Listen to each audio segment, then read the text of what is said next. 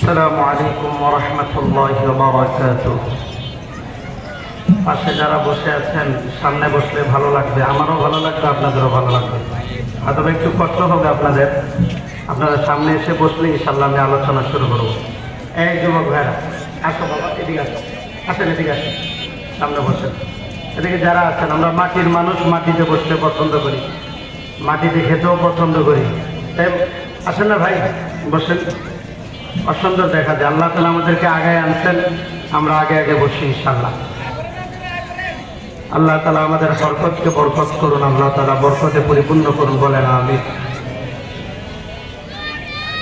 যারা বসে আছেন চলে আসলে ভালো হয়, কারণ আপনাদের সাথে আমি জোরাজুরি করে পারবো না, অনুরোধ করতে পারবো এতটুকু। আলহামদুলিল্লাহি ওয়াহদাহু ওয়াসসালাতু ওয়াসসালামু আলা মান লা নাবিয়্যা বা'দা। أما بعد فأعوذ بالله من الشيطان الرجيم. بسم الله الرحمن الرحيم. وكلهم آتيه يوم القيامة فردا. وقال تعالى: وجاء ربك والملك صفا صفا. وقال تعالى: فكيف تتقون إن كفرتم يوما يجعل الولدان شيبا. وقال سيدنا صادق المصدوق رسول الله صلى الله عليه وسلم: ما منكم من أحد إلا سيكلمه ربه ليس بينه وبينه ترجمان فينظر أيمن منه فلا يرى إلا ما قدم وينظر أشأم منه فلا يرى إلا ما قدم وينظر بين يديه إلا النار تلقاء وجهه فاتقوا النار ولو بشق تمرة أو كما قال عليه الصلاة والسلام. اللهم صل على محمد وعلى آل محمد كما صليت على إبراهيم وعلى آل إبراهيم إنك حميد مجيد. اللهم بارك على محمد وعلى آل محمد كما باركت على إبراهيم وعلى آل إبراهيم إنك حميد مجيد. জামিয়া ইসলামিয়া মারকাজুল আজিজ এর খতমে বুখারী উপলক্ষে সপ্তম বার্ষিক ওয়াজ ও দোয়ার মাহফিলের আজকে সম্মানিত প্রধান অতিথি এবং বিশেষ অতিথি, আমার সামনে উপবিষ্ট আমার পরিজাত টুকরা যুবক ভাইয়েরা, প্রত্যুল্য মুরব্বী বাবারা, আশপাশে উপবিষ্ট মাথার তাজ উলামায়ে কেরাম, রব্বুল আলামিনের দরবারে শুকরগুজার হই, শুকরিয়া আদায় করি যে মহান রব্বুল আলামিন আমাদেরকে এমন একটি ব্যস্ততম সময়ে, ব্যস্ততম সড়কে শুধুমাত্র কোরআন এবং হাদিসের আলোকে আলোচনা শুনবার এবং বলবার লক্ষ্যে আজকের এই মজলিসে আসার বসার তৌফিক এনায়েত করেছেন। এজন্য মহান রব্বুল আলামিনের দরবারে ঈমানে আওয়াজ উঁচু করে কালিমাতুশ শুকর আদায় করি, বলি আলহামদুলিল্লাহ। কোরআনুল কারীমের আমি সূরাতুল মারইয়ামের 95 নং আয়াত, সূরাতুল মুজাম্মিলের 17 নং আয়াত, পাশাপাশি সূরাতুল ফাজরের 22 নং আয়াত আমি তেলাওয়াত করেছি। রাসূলুল্লাহ সাল্লাল্লাহু আলাইহি ওয়াসাল্লামের হাদিস সমূহ থেকে এখানে হাদিস পাঠ করেছি।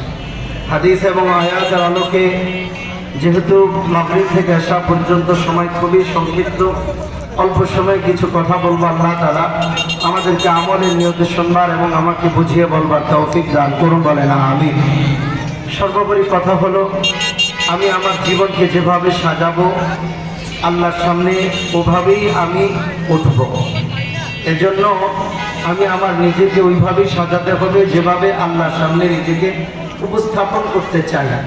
এজন্য কারণ আমি আপনি পুরুষ হই মহিলা হই, প্রত্যেকটা মানুষ আল্লাহর সামনে একাকী দাঁড়াতে হবে এবং রব্বুল আলামিন প্রত্যেকের সাথে একাকী কথা বলবে। তখন আমার আপনার সাথে না কেউ থাকবে, না কেউ সহযোগিতা করবে, না কেউ কথা বলবে, বরং ওই মুহূর্তে আমার আপনার আল্লাহর সামনে একা একা দাঁড়ায়া কথা বলতে হবে, জবাবদিহিতার কাঠগড়ায় দাঁড়াতে হবে। এই জন্য কোরআনও প্রমাণ করে, রাসূলুল্লাহর হাদিসও প্রমাণ করে, আমি আমার জীবনটাকে ওইভাবে সাজানো উচিত যেভাবে আমি আমার নিজেকে আল্লাহর সামনে উপস্থাপিত হওয়াটাকে পছন্দ করি। এজন্য আল্লাহ তাআলা সূরা মারইয়ামের 95 নং আয়াতের মধ্যে আল্লাহ তাআলা বলেন, وَكُلُّهُمْ آتِيهِ يَوْمَ الْقِيَامَةِ فَرْدًا। আল্লাহ তাআলা বলেন, প্রত্যেকটা মানুষকে আমি আল্লাহ একা একা আমি আল্লাহর সামনে দাঁড় করাবো। আমরা জানি, আমরা সকলে বলিও, আসছি একা, যাব একা, সঙ্গে কেউ যাবে না। এই কথাটাও বাস্তব যে আল্লাহর সামনে আমার আপনার একা একা দাঁড়াতে হবে, আমার সাথে কেউ দাঁড়াবে না। এই কথাটাই আল্লাহ তাআলা আরেকটু স্পষ্ট করে বলতে গিয়ে সূরাতুল ফাজরের 22 নং আয়াতের মধ্যে আল্লাহ তাআলা বলেন, প্রত্যেকটা বান্দা বান্দীকে আল্লাহ তাআলা যখন আল্লাহর সামনে একত্রিত করবেন, তখন আল্লাহ তাআলা আল্লাহর শান অনুযায়ী বান্দার সামনে আসবেন। বান্দাকে আনবেন আল্লাহ তাআলা, এনে আল্লাহ তাআলা আল্লাহর শান অনুযায়ী আসবেন। সূরাতুল ফাজরের 22 নং আয়াত আল্লাহ বলেন, وَجَاءَ رَبُّكَ وَالْمَلَكُ صَفًّا صَفًّا। ওই মুহূর্তে আল্লাহ তাআলা বান্দার সাথে কথা বলবেন। আল্লাহ বান্দা বান্দিকে ডেকেছেন এবং আল্লাহ তাআলা আল্লাহর শান অনুযায়ী এসেছেন। কিভাবে আসবে এটা আল্লাহ তাআলা জানেন। এই জ্ঞান আমার আপনার নাই, গবেষণা করারও অধিকার নাই, সুযোগ নাই, দরকারও নেই। তো আল্লাহ তাআলা আসবেন, আসার পরে মহান রব্বুল আলামিন আমার আপনার সাথে কথা বলবেন। কি কথা? ওই মুহূর্তে আল্লাহ তাআলা বলবেন, যেটা রাসূলুল্লাহর হাদিসের মধ্যে আছে। قال رسول الله صلى الله عليه وسلم ما منكم من أحد إلا سيكلمه ربه ليس بينه وبينه ترجمان। আল্লাহ নবী বলেন, প্রত্যেকটা মানুষকে যখন আল্লাহর সামনে একত্রিত করা হবে, তখন আল্লাহ তাআলা বান্দা হোক বান্দি হোক তার সাথে কথা বলবেন।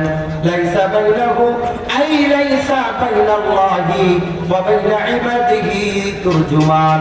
আল্লাহ এবং তার বান্দার মাঝে কোনো ধরনের দুভাষী থাকবে না, তৃতীয় কোনো ব্যক্তি থাকবে না।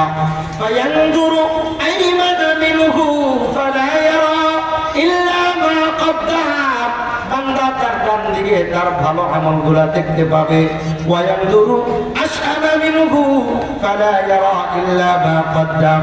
বান্দা তার বাম দিকে যত খারাপ কাজগুলা করেছে দুনিয়াতে বেঁচে থাকতে, সবগুলা তার বাম দিকে দেখতে পাবে। ওয়ায়ানজুরু বাইনা ইয়াদাইহি ইল্লা নার তিলকা ওয়াজিহি। আল্লাহ নবী বলেন, বান্দা তখন তার সামনে জাহান্নামকে দেখতে পাবে। ডানে ভালো আমল, বামে ভালো খারাপ আমল, সামনে জাহান্নামকে যখন দেখতে পাবে, তখন আল্লাহ তাআলা সূরাতুল মুজাম্মিলের 17 নং আয়াতটা বলে এভাবে বান্দাকে বলবেন, ফাকাইফা তাত্তাকুনা ইন কাফারতুম ইয়াওমান ইয়াজআলুল উইলদানা শিবা। আল্লাহ তাআলা বলবেন, বান্দা বল দেখি আজকে এই জাহান্নাম থেকে তোকে কে বাঁচাবে? রব নিজে আসবেন, বান্দা বান্দিকেও ডাকবেন, জাহান্নামকে দেখায়া এরপরে রব্বুল আলামিন বলবেন, ফাকাইফা তাত্তাকুন, কে তোকে এই জাহান্নাম থেকে বাঁচাবে? বান্দা যখন বলবে আল্লাহ তুমি বাঁচাইবা, আল্লাহ তখন পাল্টা প্রশ্ন ছুড়ে দিবে। আল্লাহ তাআলা বলবে, বান্দা আমি আল্লাহ কি তোকে বলি নাই রব্বুল মাশরিকি ওয়াল মাগরিব লা ইলাহা ইল্লা হু ফাত্তাখিযুহু ওয়াকিলা। আল্লাহ তাআলা বলবেন, আমি আল্লাহ কি তোমাকে বলি নাই যে আমাকে তুমি অভিভাবক বানাও, বন্ধু বানাও? দুনিয়াতে আমি আল্লাহকে বইলা এমন ব্যক্তিকে তুমি বন্ধু বানাইছো যে আমার নাফরমান ছিল, আমার নাফরমানির মধ্যে লিপ্ত ছিল, তাকে তুমি তোমার আপন বানাইছো, বন্ধু বানাইছো। বড় আমাকে আপন বানাও নাই, আমাকে বন্ধু বানাও নাই। তাহলে কেন আজকে তোমাকে আমি উদ্ধার করব, কেন তোমাকে বাঁচাবো? এই জন্য আল্লাহ তাআলা সূরাতুল হাশরের 19 নং আয়াতের মধ্যে বলেন, ওয়ালা তাকুনু কাল্লাযীনা নাসুল্লাহ ফাআনসাহুম أنفسهم أولئك هم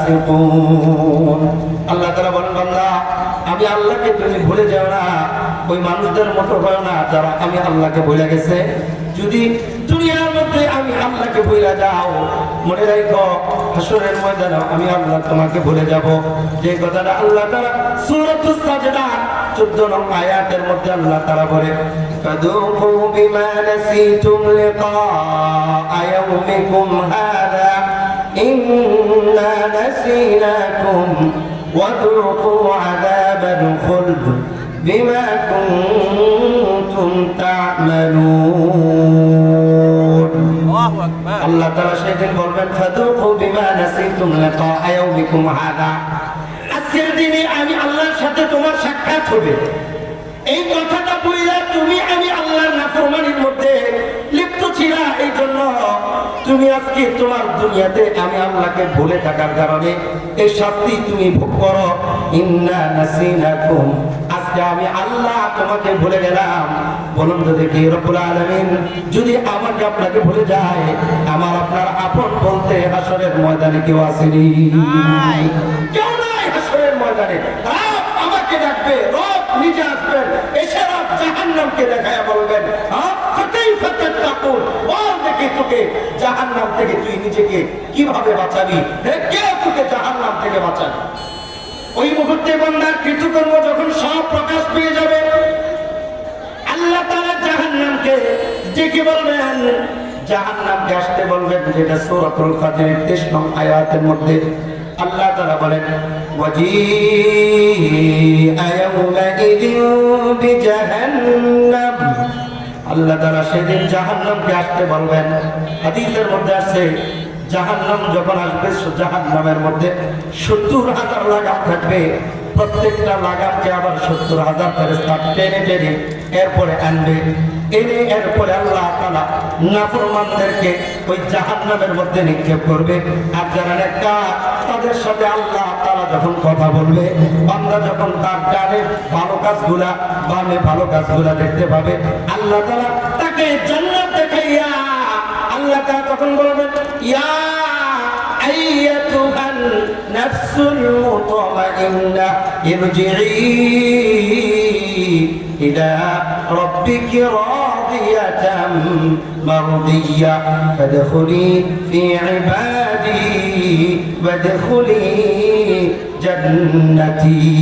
আল্লাহু আকবার আল্লাহ তাআলা তখন বলবেন যা জান্নাতে ঢুকে যা সুবহানাল্লাহ এই জন্য আমার আপনার হায়াতে জিন্দেগিটা আমার আপনার হায়াতে জিন্দেগির মধ্যে পুরা সময়টাকে এমন ভাবে সাজানো দরকার যেভাবে আমি আপনি আল্লাহর সামনে উপস্থাপিত হতে চাই আল্লাহর সামনে নিজেকে যেভাবে উপস্থাপন করব ওভাবে নিজেকে সাজানো দরকার এই জন্যই তো রাসূলুল্লাহ সাল্লাল্লাহু আলাইহি ওয়াসাল্লাম বলেন অনেক মানুষ এমন হবে মানুষ হয়ে জন্মাবে মানুষ হয়ে বেঁচে থাকবে মানুষ হয়ে মারা যাবে কিন্তু হাসরের ময়দানে মানুষ হয়ে উঠবে না তারা অন্য প্রাণীর মতো হয়ে উঠবে কি কারণে আলা কদরি আমালিহিম যার আমল যেমন হবে যার কর্ম যেমন হবে কর্ম অনুযায়ী আমল অনুযায়ী তার সাজা হাসরের ময়দানে যেমন হবে তার আকৃতিটাও তেমন হবে যেমনটা আল্লাহ তাআলা শনিবার দিবস বনী ইসরাঈলের মধ্যে একটা দল ছিল যাদের জন্য আল্লাহ তাআলা গুরুত্বপূর্ণ ইবাদতের দিন ইয়াউমুস সাবতকে রেখে দিয়েছিলেন শনিবার দিনকে রেখে দিয়েছিলেন যেমন মুসলিম উম্মার জন্য আল্লাহ তাআলা গুরুত্বপূর্ণ ইবাদতের দিন রেখে দিয়েছেন ইয়াউমুল জুমআহ যেই ব্যাপারে আল্লাহ তাআলা কোরআনের মধ্যে সূরাতুল জুমআর মধ্যে বলেন ইয়া আইয়ুহাল্লাযীনা আমানু ইযা নুদিয়া লিস-সালাতি মিন ইয়াউমিল জুমআহ ফাসআউ ইলা যিকরিল্লাহি ওয়া দারুল বাই' যালিকুম খায়রুল লাকুম ইন কুনতুম তা'লামুন আল্লাহ তাআলা জুমার দিনকে মুসলিম উম্মার জন্য গুরুত্বপূর্ণ দিন রেখে দিয়েছেন ইবাদতের দিন তাদের জন্য ছিল শনিবার দিন এটা ইবাদতের দিন আল্লাহ তাআলা বলেছেন নবী সোম মঙ্গল বুধ বৃহস্পতি শুক্র, এই দিনগুলোতে তোমরা তোমাদের কাজ করো, তোমরা মৎস্য, তোমরা মাছ ধরো, মাছ ধরে তোমার জীবিকা উপার্জন করো এবং তোমাদের চাহিদা পূরণ করো। তবে শনিবার দিন পুরা দিনটা আমি আল্লাহর ইবাদতের জন্য রেখে দিবা, ওই দিন মাছ ধরবা না। তারা মাছ ধরতো না ঠিক, কিন্তু তারা কৌশল অবলম্বন করলো।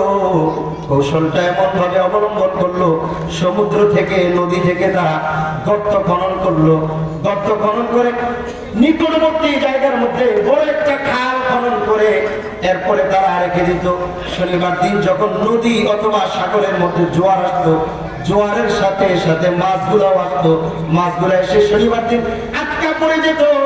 যখন ভাটা হতো তখন পানিগুলা চলে যেত, মাছগুলো আটকা পড়ে যেত। রবিবার দিন তারা মাছগুলা ধরতো। আল্লাহ তাআলা তাদেরকে এই মন কৌশল অবলম্বন করতে নিষেধ করেছেন, কিন্তু তারা আল্লাহর কথা শোনেন নাই। এই জন্য আল্লাহ তাআলা তাদেরকে শাস্তি স্বরূপ বানর বানিয়ে দিয়েছে। আল্লাহ ইয়াযু বিল্লাহ। এমন বিধান, এমন হুকুম লঙ্ঘন তো আমরা পদে পদে প্রতিটা মুহূর্তে এমন হুকুম লঙ্ঘন করছি, কিন্তু রব্বুল আলামিন আমার আপনার আকৃতি বিকৃত করছেন না কেন?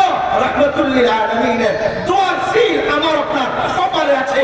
রাহমাতুল লিল আলামিনের ইন্তেকালের আগে আল্লাহর কাছে ফরিয়াদ করেছেন, আল্লাহ অনেক চাওয়া ছিল, এর মধ্যে একটা চাওয়া হলো চলে যাব তো আমার পরে উম্মতের খবর কে রাখবে, উম্মতের পক্ষে কে দাঁড়াবে, উম্মতকে কে দেখবে? রব বলেছেন, রাহমাতুল লিল আলামিনকে একটাই কথা বলেছেন, আপনি থাকতে উম্মতের প্রতি আমি যেমন খেয়াল রেখেছি এর চেয়ে ভালো খেয়াল রাখবো। এই জন্যই তো আমরা হাজার গুনাহ করেও পার পেয়ে যাই। আমাদের পূর্বে যারা ছিল তারা গুনাহ করে অত্যন্ত ধরা খেয়ে যেত।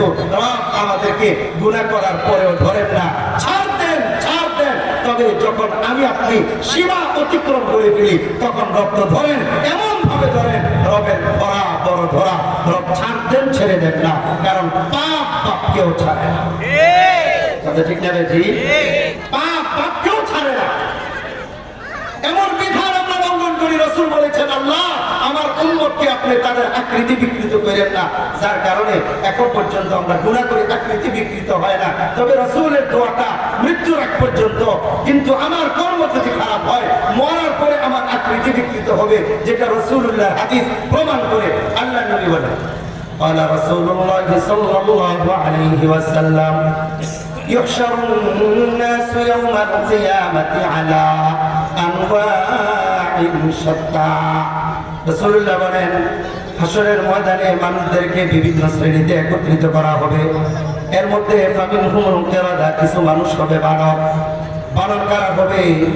তারা হলো ওই সমস্ত মানুষ যারা দুনিয়ার মধ্যে থাইকা একের পর এক হুকুমকে লঙ্ঘন করতো, আল্লাহর বিধানকে লঙ্ঘন করতো, তওবা করে নাই। তওবা করার আগেই তার মৃত্যু হয়ে গেছে।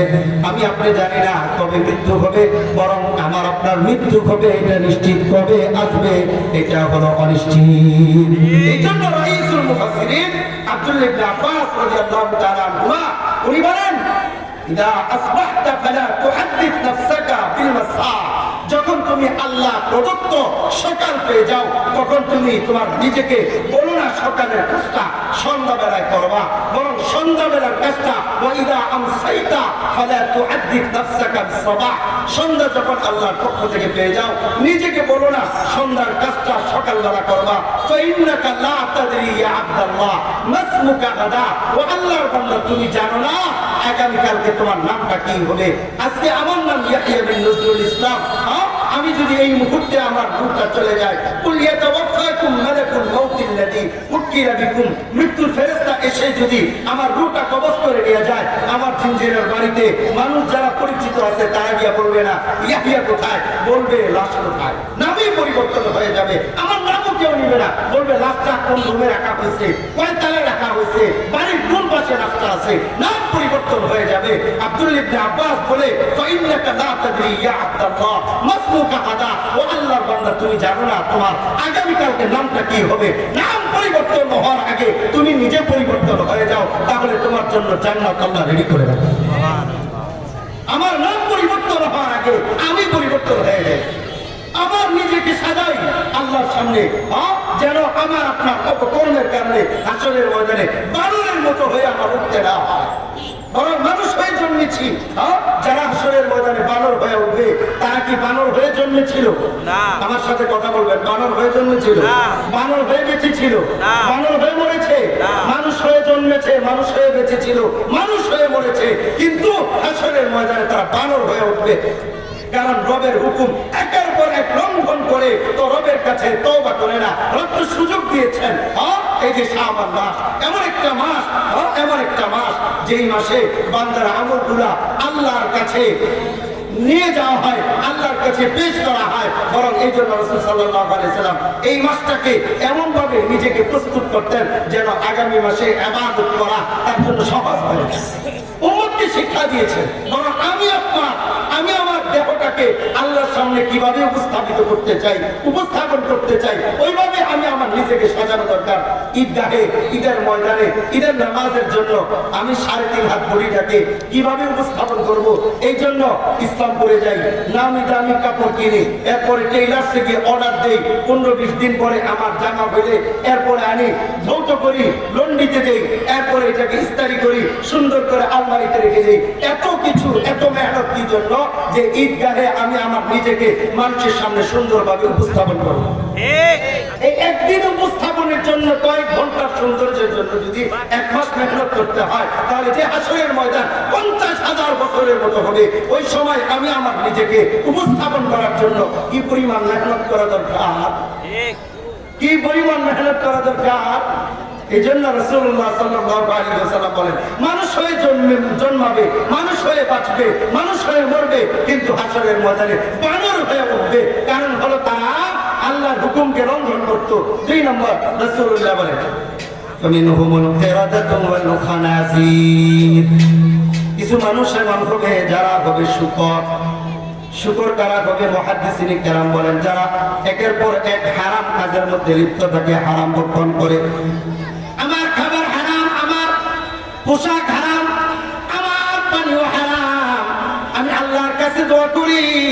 আল্লাহ তাআলা তো বলে মাতামুহু হারামুন ওয়া মালবাসুহু হারাম, লোকটার খাবার হারাম, লোকটার পোশাক হারাম, লোকটা আমি আল্লাহর কাছে দোয়া করে, বলো দেখি বান্দার দোয়া আমি কিভাবে কবুল করি, কিভাবে কবুল করি। এই জন্য হাসরের ময়দানে বান্দা জাহান্নাম দেখা ঠিকই বুঝতে পারবে যে আমার দুনিয়াতে আরেকটু ভালো হওয়া দরকার ছিল, ভালোভাবে চলা দরকার ছিল, কিন্তু ওই বোঝা তো আর কোনো কাজে আসবে না।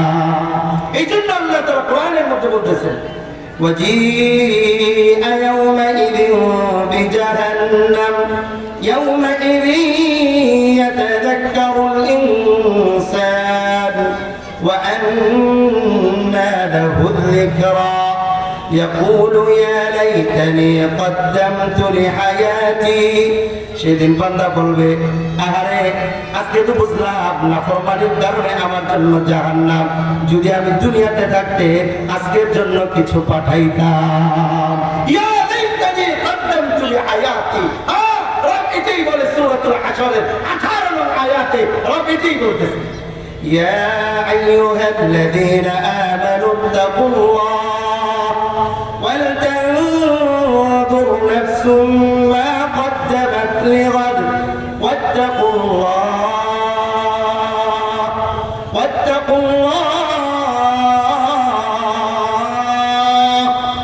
إن الله خبير بما تعملون।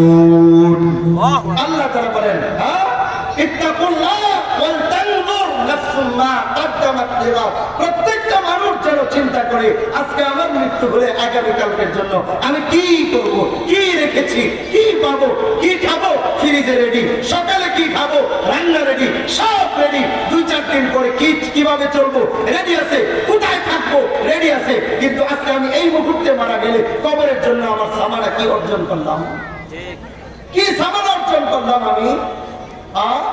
সেই দিন তো ঠিকই যদি আজকে আমি এই জিন্দেগিটাকে অবহেলায় কাটাই, তখন তো আমি বলবো, ইয়া লাইতানি কদ্দামতু লিহায়াতি, আরে যদি আমি কিছু উপস্থাপন করতে পারতাম, আগে যদি আমি কিছু রেডি করতে পারতাম, কতই না ভালো হতো। এই জন্য আল্লাহ তাআলা বলতেছেন সূরাতুল কাহফের মধ্যে যে প্রত্যেকটা মানুষ যা করবে, অল্প থেকে অল্প, ছোট থেকে ছোট, বড় থেকে বড়, সব কিছু সে তার সামনে দেখতে পাবে।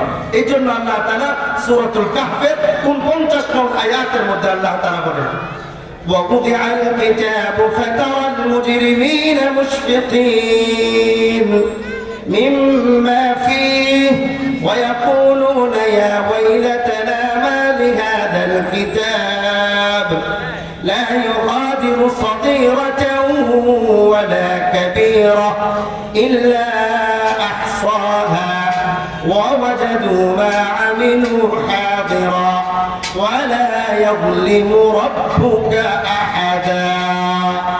আল্লাহ তাআলা বলতেছেন, বান্দা ছোট থেকে ছোট, বড় থেকে বড়, ভালো হোক খারাপ হোক, সব কিছু তার সামনে সে দেখতে পাবে। সেই দিন ওয়ালা ইয়াযলিমু রাব্বুকা আহাদা, রব যাররা পরিমাণ জুলুম কোনো বান্দা বান্দির উপর করবে না।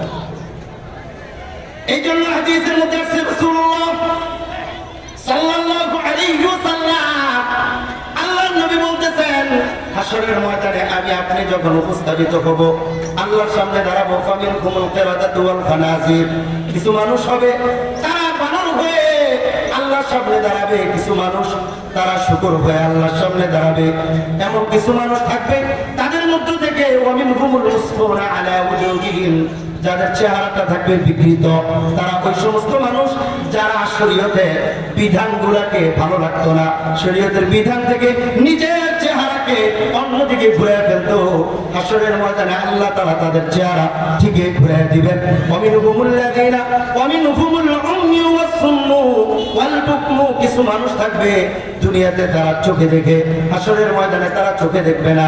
দুনিয়াতে তারা মুখে কথা বলতে পারতো, হাশরের ময়দানে তারা কথা বলতে পারবে না। দুনিয়াতে তারা কানে শুনতো, হাশরের ময়দানে তারা কানে শুনবে না। অন্ধ হবে, বধির হবে, বোবা হবে। এই জন্য কারণ হলো দুনিয়াতে তারা তাদের জবানটাকে ভালো কাজে ব্যয় করতো না, মিথ্যা কথায় তাদের জবানটা ব্যয় করতো, তাদের চোখটাকে গুনাহের কাজে ব্যয় করতো, তাদের কানটাকে গুনাহের কথা শ্রবণের ক্ষেত্রে তারা ব্যয় করতো, ভালো কাজে তারা ব্যয় করতো না। দুনিয়াতে তারা চোখ থাকতেও হাশরের ময়দানে তারা অন্ধ, দুনিয়াতে জবান থাকতেও হাশরের ময়দানে তারা জবান তাদের বন্ধ থাকবে, তারা বোবা থাকবে। এমন ভাবে দুনিয়াতে তারা কানে শোনা সত্ত্বেও হাশরের ময়দানে তারা কানে শুনবে না, বধির হবে। শুধু কি তাই না, না, ওয়ামিনহুমুল্লাযীনা ইসহাবুনা আলা ওয়াজুহিহিম, এমন অনেক মানুষ হবে যারা যাদেরকে আল্লাহ তাআলা আল্লাহর নবী বলতেছেন হাশরের ময়দানে তাদের চেহারা থাকবে নিচের দিকে, পা গুলা থাকবে উপরের দিকে, চেহারা নিচের দিকে দেখা এরপরে তারা হাঁটবে। আম্মা জান আয়েশা বলে, ইয়া রাসূলুল্লাহ, ইয়া হাবিবাল্লাহ, এটা কিভাবে সম্ভব? এটাও কি সম্ভব নাকি? আম্মা জান আয়েশা রাদিয়াল্লাহু তাআলা আনহার জবাবে আল্লাহর নবী বলেছেন, হ্যাঁ এটাও সম্ভব, পায়ের মধ্যে হাঁটা যেমনি সম্ভব ওইভাবে ওইটা সম্ভব, কিন্তু এটা স্বাভাবিক হাঁটা নয়, এটা হলো অস্বাভাবিক হাঁটা। কিছু মানুষ দেখবেন হাতের উপর ভর করে একটু কিছু সামনে যায়, হ্যাঁ, অনেকদিন প্র্যাকটিস করার পরে তারা এটা পারে, এমনি এমনি পারে। তো চেহারার উপর হাঁটা এটা কি স্বাভাবিক হাঁটা? কারণ সমাজে ভালোটাকে ভালো চোখে না দেখে, খারাপটাকে ভালো চোখে দেখে এবং ভালোটাকে খারাপ চোখে যারা দেখে, সমাজের ভালো জিনিসটাকে উল্টা চোখে যাকে যারা দেখে, আল্লাহ তাআলা তাদেরকে উলটপালট করে দিবে হাশরের ময়দানে। বলুন তো দেখি, সেদিন কোন এমন কোন ব্যক্তি আছেনি যে আমার পরিবর্তন, আমার সবকিছু ঠিক করে দিবে? সুযোগ আছে? কোন সুযোগ নেই। কারণ আমার কর্ম যেমন হবে, আমার কর্ম অনুযায়ী হাশরের ময়দানে আমি উপস্থাপিত হব। যেটা রাসূলুল্লাহ বলেন, ওয়ামিনহুমুল্লাযীনা ইয়ামশুনা আলা আরজুলিহিম, কিছু মানুষ তাদের পায়ের উপরে হাঁটবে। এই যে একটা হাশরের ময়দান ধরেন, হাশরের ময়দানটা, হ্যাঁ, কিছু বানর, কিছু শুকর, কিছু অন্ধ, কিছু বয়রা, কিছু বোবা, হ্যাঁ, কিছু মানুষ পায়ের উপরে হাঁটতেছে, কিছু মানুষ চেহারার উপরে হাঁটতেছে, কিছু মানুষের চেহারা বিকৃত হয়ে পিছনের দিকে আছে। এই যে কর্মগুলা, এই যে অবস্থাগুলা, এই যে আকৃতিগুলা, প্রত্যেকটা মানুষ দেখে দেখে চিহ্নিত করবে, বুঝবে এটা হলো ওই মানুষ। দুনিয়াতে তাদের চেহারা ছিল একরকম, ভিতর ছিল একটা, উপরে ছিল একটা, মাথায় তো ছিল টুপি, জবানও তো ছিল ভালো ভালো কথা। নির্বাচনের আগে মসজিদে গিয়ে নামাজ, অমুক দিমু, অমুক দিমু, এটা দিমু, টাকা দিমু, চাল দিমু, ডাল দিমু। এরপরে নির্বাচিত হওয়ার পরে দিব তো দূরের কথা, এদের পেড়ি করে না দেওয়া তো দূরের কথা। কথা ঠিক না ঠিক?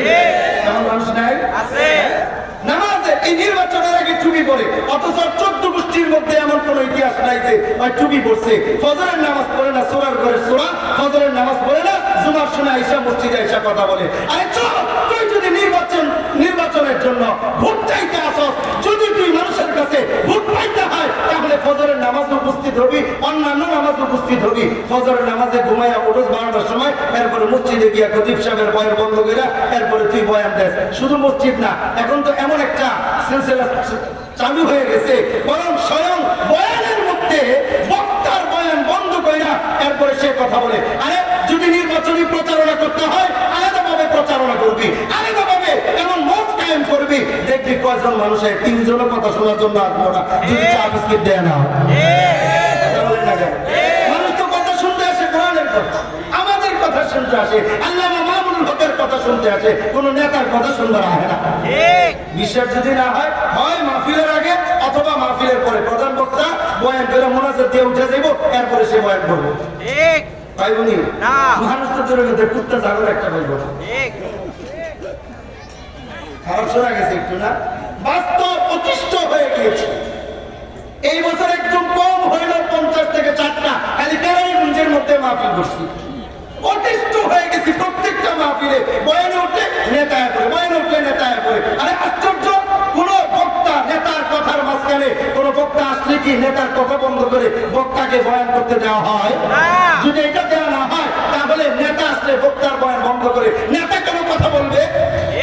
এখানে মানুষ সমাবেত হয়েছে কোরআনের কথা শোনার জন্য, নেতার নেতাগিরি দেখার জন্য না। কারণ আমরা অনেক দেখেছি, জবানের চাপ, উপরের চাপ, ভিতরের চাপ, এমন শয়তানি অনেক দেখেছি। তবে এখন সচেতন হওয়ার সময় এসেছে, বুঝার সময় হয়েছে। এখনো পর্যন্ত 54 বছর পরেও যদি আমাদের বুঝ না আসে, মনে রাখবেন আমাদের কপালে খারাপই আছে। এখনই সুযোগ আছে, নির্বাচিত রব্বুল আলামিন আমাকে আপনাকে সুযোগ দিয়েছে। মুসা আলাইহিস সালাম বলেছিলেন না, একজন কিপ্তিকে যখন ফেরাউনের একজন দলের এক লোককে যে একটা থাপ্পড় মেরে মুসা কাতাদা আলাইহি মেরে ফেলেছিল, তখন কি বলেছিলেন? আল্লাহ, আমার ভুল হয়ে গেছে, মাফ করে দেন, আমি করি নাই, এটা শয়তানের কাজ, হ্যাঁ শয়তান করে ফেলেছে। এরপর মুসা আলাইহিস সালাম কি বলেছেন? রব্বি ইন্নী বিমা আনআমতা আলাইয়া ফালান আকুনা যাহিরাল লিল মুজরিমিন। রব আমাকে যে নিয়ামত দিয়েছেন, শক্তির যে নিয়ামত দিয়েছেন, এই নিয়ামতটা আমি কোন কাফেরের জন্য, কাফেরের সহযোগী হব না, এই নিয়ামতটা কোন কাফেরের পক্ষে ব্যয় করব না। রব্বুল আলামিন আমাকে আপনাকে 12 তারিখে সিল মারার একটা শক্তি দিয়েছেন, নিয়ামত দিয়েছেন। কোন জালেম, কোন সুদখোর, কোন ঘুষখোর, কোন বেনামাজি, কোন চাঁদাবাজকে আমরা সিল মারব না।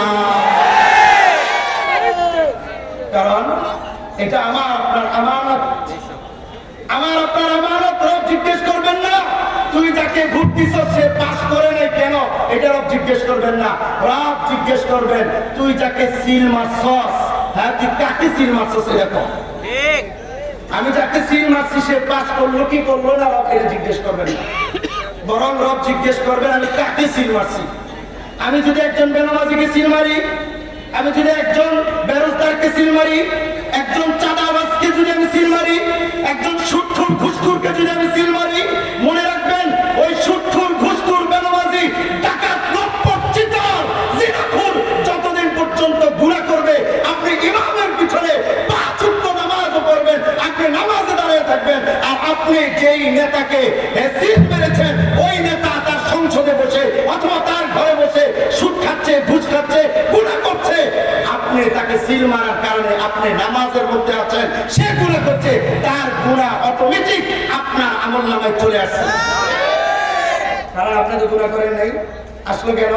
কারণ ওয়াতাআওয়ানু আলাল বিররি ওয়াত তাকওয়া ওয়া লা তাআওয়ানু আলাল ইসমি ওয়াল উদওয়ান। সূরাতুল মাইদা খুলে দেখেন, রব বলেন কল্যাণের সহযোগী হওয়ার কথা বলেছেন, অকল্যাণের সহযোগী নয়। বরং আমি নেতা কে হইল না হইল, নেতা যেই হোক, আমার কামাই আমারই করে খেতে হবে। নেতা চাউলের বস্তা আমার কাছে দিয়ে পাঠাবে না, আমার কামাই আমারই করে খেতে হবে। সুতরাং আমি কোন বেনামাজি, কোন নাফরমানকে আমি আমার সিলটা মারবো না। যদি এমন সৎ ব্যক্তি না পাই, সিলে মারব না। কেন আমি সিল মাইরা গুনাহগার হব কেন? বুঝাইতে পারি নাই। আমি চুরি করুন না, ডাকাতি করুন না, চিন্তাই করুন না, মিথ্যা কথা বলুন না, হারাম কাজে লিপ্ত হবো না, তাহলে আমি একজনকে সিল মারলাম, সে যত গুনাহ করলো গুনাহটা আমার কাছে আসতো। ফাও ফাও কেন গুনাহ নিব? হ্যাঁ, ফাও ফাও গুনাহ নিতে প্রস্তুত আছেন তো নাকি?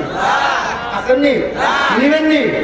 জন্য সিলটা মারার আগে চিন্তা করবেন কোথায় সিল মারবেন। হ্যাঁ, আপনি ওই কাপ দেখা, ধান দেখা, চাল দেখা, আর আপনি ডালের বস্তা দেখা আর টাকা দিব মাসে মাসে, এই চিন্তা দেখা আপনি ভোটটা দিয়ে দিলেন। মনে রাখেন 2000 টাকার লোভ দেখালো, আপনার থেকে 2 কোটি টাকা আদায় করে নেবে।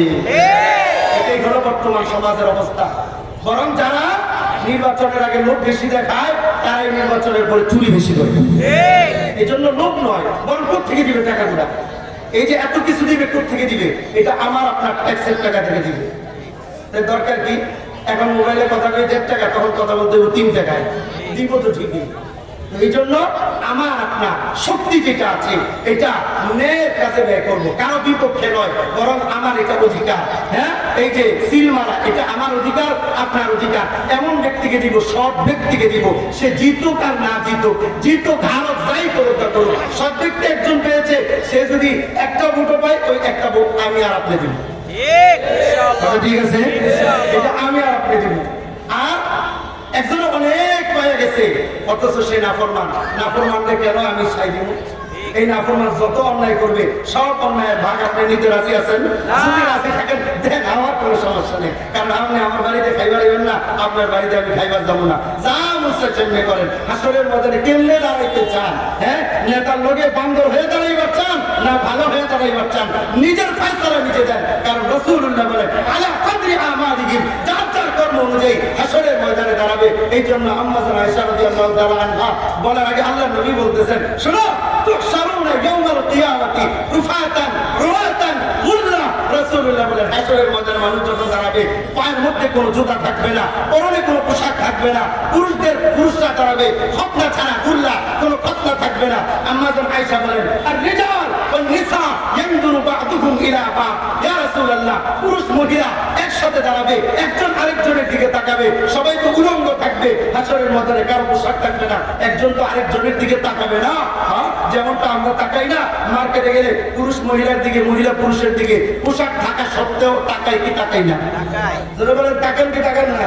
হ্যাঁ, আমরাই তো তাকাই, মহিলা পুরুষের দিকে, পুরুষ মহিলার দিকে, এই যে আমরা তাকাই। তো ওই দিন হাসরের ময়দানে সবাই যখন উলঙ্গ থাকবে, একজন তো আরেকজনের দিকে তাকাবে।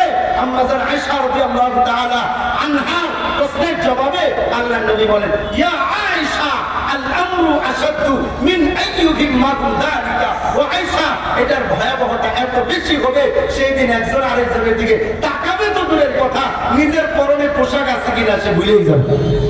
হ্যাঁ, নভেম্বরে যে ভূমিকম্প হয়েছিল, বাড়িঘর সাইডে যে নদীর পাড়ে আইছেন, মনে আছে? কথা বল না কেন? হ্যাঁ, ভুলে গেছেন, ভুলে গেছেন। এই যে নদীর পাড়ে আইছেন, কেন নদীর পাড়ে আইছেন? বাড়িতেই থাকতেন, আসার সময় কি বউ বাচ্চা সব লইয়া কোলে বেড়াইছিলেন? হ্যাঁ, নাকি নিজের জান নিজে বাঁচাই, ইয়া নাফসি ইয়া নাফসি, নিজের জান নিজে বাঁচানোর জন্য দৌড়ে আসছেন আপনি নদীর পাড়ের মধ্যে? কেন আসছেন? তখন কি বিবির চিন্তা ছিল না, মা চিন্তা ছিল না, সন্তানের চিন্তা ছিল না, বাবার চিন্তা ছিল না? তখন নিজেকে বাঁচানোর জন্য সবার কথা ভুলে গেছেন। এই যদি একটা নড়া চড়ার কারণে এই হালত হয়, তাহলে হাসরের ময়দানে এমন ভয়াবহ অবস্থায় কে কারে মনে রাখবো? কে কারে মনে রাখবো? আল্লাহ তাআলা আমাদেরকে সহি বুঝ দান করুন, বলেন আমিন। নিজেকে আল্লাহর সামনে উপস্থাপিত করার জন্য পরিপূর্ণ প্রস্তুতি গ্রহণ করার তৌফিক দান করুন, বলেন আমিন।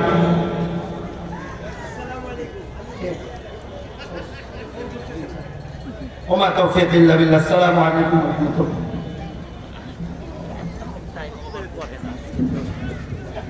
দেওয়ার পর